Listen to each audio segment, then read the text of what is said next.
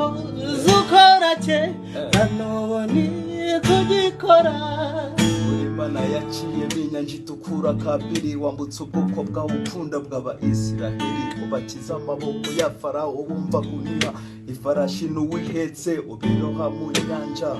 Baragenda bigera imbere gato, bicwa n'umumuhumanura amazi baranywa, so kumara inyota Yesu uradudubiza, rutarovubura amazi baranywa bashira icyaka.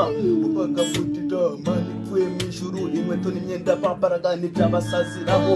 Igihugu cya nyuma uritamurura ukura inziga ku magare y'Abanyegiputa. Nyiri ngabo nyiri ibihe uri mani idahinduka, uko zukora kera nubuni kugikora.